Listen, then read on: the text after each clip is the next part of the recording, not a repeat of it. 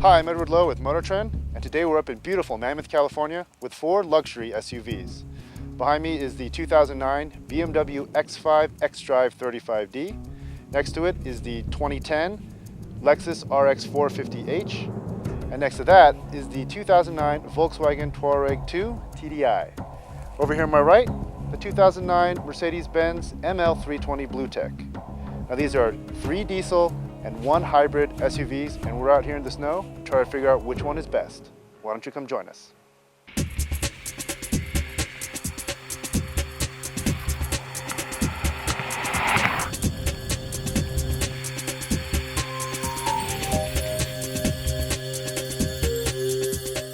Okay, so we're now in the 2009 BMW X5 xDrive 35D.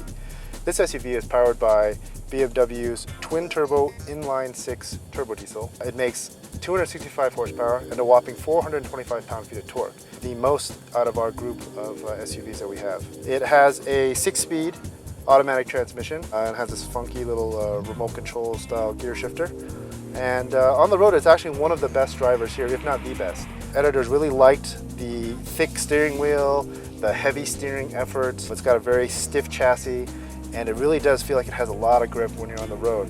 It also has BMW's patented xDrive system, which allows torque to be split between the rear wheels left to right, whether you're on throttle or not, which makes it very, very good, particularly in high-speed cornering situations out on these canyon roads. And it is very, very fun to drive. There are some negatives to it though. The tires that are on this particular vehicle are terrible off-road. We've managed to get this BMW stuck a couple of times, even though it has a lot of torque and a pretty good four-wheel drive system. One of the main criticisms by a lot of our editors though was that this thing really does seem to be light on a lot of the high-tech features that you would expect in a car that costs $65,000. For instance, there's no backup camera, there's no fancy navigation system. We're still stuck with iDrive, which has still a lot of complaints, a lot of bugs to work out. In general, it just feels very Spartan in here when you compare it against a Lexus or even the Touareg. The trade-off is that, if you like black and a real functional cockpit-style driving setup, you get this in the BMW. Same with the seats. Some guys really liked them.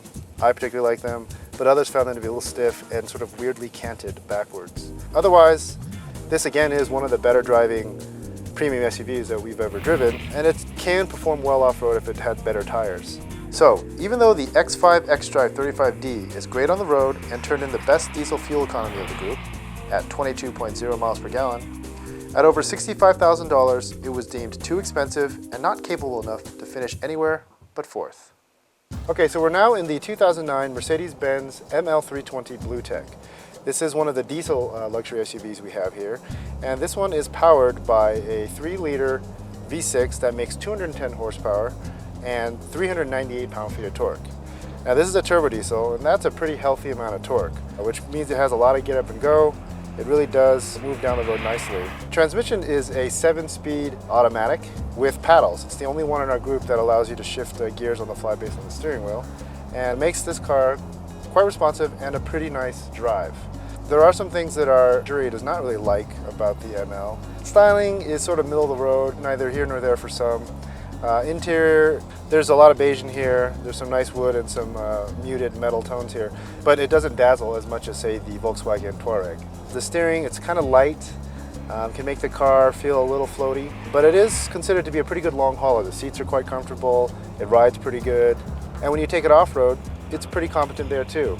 It's got things like downhill speed reduction, adjustable dampening on suspension. You can raise and lower the vehicle when going over obstacles. So a lot of different features, a lot of different options in this car. The one thing it really doesn't have, and it's really obvious when you get into this car after getting the Lexus, is that it's kind of low on high-tech features. It does have things like a backup camera, but man, this navigation system and using the stereo on here is really a large step behind from some of the stuff that the Lexus has and the VW has. It's just really frustrating. This command system really needs to be upgraded. At 21.6 miles per gallon, the ML320 Bluetec finishes 3rd in fuel economy. That's where it ended up in our final rankings as well, given its strong but not standout performance. So that leaves us with our final 2, the Volkswagen Touareg 2 TDI and the Lexus RX 450h. Stick with us for our next video where we decide which one of these two is king of the hill.